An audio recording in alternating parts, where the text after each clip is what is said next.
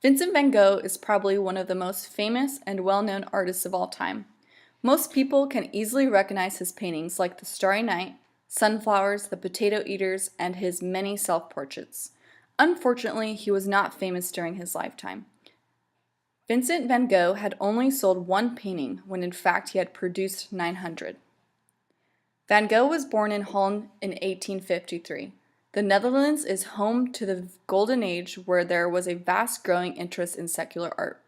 This was a result of the Catholic Reformation, which was a Protestant revolt against the Church of Rome. In general, patrons wanted to decorate their homes with secular artwork that was rendered exquisitely and represented their new way of life. His father was a pastor in the Dutch Reformed Church. He was raised in a religious and cultured atmosphere.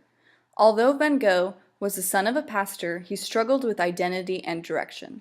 He often lacked self-confidence and was highly emotional. He had a few jobs before he decided to completely devote himself to art. He was nearly 27 years old before he began his journey as an artist. In 1886, Van Gogh moved to Paris to be with his brother Theo. Van Gogh's artwork at this point takes a dramatic turn, from dark and moody color palettes under the influence of artists like Pissarro and Gauguin. His style even changed significantly under the influence of the post-impressionism movement. His paintings became more expressionistic, brighter, lighter, and he experimented more. Interestingly enough, Van Gogh was also famous for cutting off his own ear. In 1888, Van Gogh moved to the countryside of France, where he painted his famous series Sunflowers. He invited his peer Gauguin to join him, but they soon began to quarrel, and one night Van Gogh threatened Gauguin with a razor. Deeply remorseful, he then cut off part of his own ear. New studies are suggesting that Gauguin was actually responsible for cutting off Van Gogh's ear, and that they had made a pact of silence over the incident. Although it is fact that shortly after, Van Gogh later admitted himself to a hospital after the incident. Van Gogh painted Starry Night after committing himself to an asylum in St. Remy in 1889. He wrote to his brother Theo that, "It often seems to me that the night is so much more alive and richly colored than the day." Because he was unable to go outside during the night at the asylum, it is believed that he painted Starry Night from memory. As I look at the starry night, I see movement. The spinning air as it makes eddies around the stars, I can almost see them twinkle. The fact that Van Gogh was diagnosed with temporal lobe epilepsy and was treated with digitalis perhaps explains the style in which he painted. Patients taking this drug saw the world with yellow and green tint and would complain of seeing yellow spots surrounded by coronas, much like the starry night. With so much movement going on in the painting, with the deliberate brushstrokes and thick impasto, it also has a sense of stillness and calm, perhaps a lonely moment in the still of night. It is also reported that in his fits he would drink turpentine and eat paint chips, which would lead to lead poisoning. The effects of this is swelling of the retinas, which can cause one to see light in circles like halos around objects. Van Gogh's illness seems to be reflected in this style of painting throughout his career. Notice how thick the paint is and how prominent the brushstrokes are.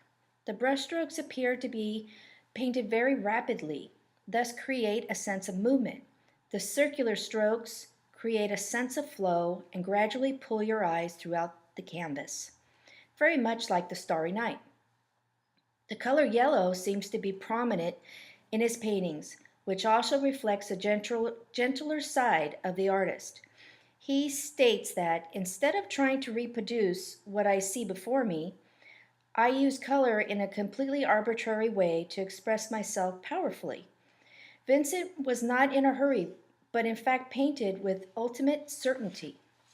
The bright colors and energetic brushwork celebrates undertones of hope and freedom. The color is so bright and vivid because the paints were squeezed directly from the tubes. He completely rebelled against traditional painting, and if you could say he was strong, it was in his belief in his manner of painting. He was true to himself regardless of the rejection he received. The tree in the foreground Can it possibly be himself, alone and misunderstood, looking up upon the world? In this painting, everything is moving, bursting with life, the sky, the hills in the background, even the tree in the foreground. It shows the depth of the man, so full of life inside, but not understanding how to participate in this life, so he stands alone. The bright shining moon in the upper right corner reflects of hope and a longing for peace in a turbulent world which he feels he doesn't belong to. Vincent van Gogh died in 1890 from a self-inflicted gunshot wound at the age of 37. Van Gogh's impact and legacy will never be forgotten. He showed people that painting could be an intensely expressive activity. Van Gogh's paintings paved the way for Expressionism and continued to have strong influences on the 20th century. Famous and notable artists such as Pablo Picasso and Henri Matisse even owned works by Van Gogh. If you look around, there's probably a chance you will see a reproduction of his work on someone's iPhone case or on the tote bag they're carrying. Not only are his paintings being reproduced, but have also influenced a song by Don McLean, and the lyrics to Vincent honor Starry Night in a whole new way.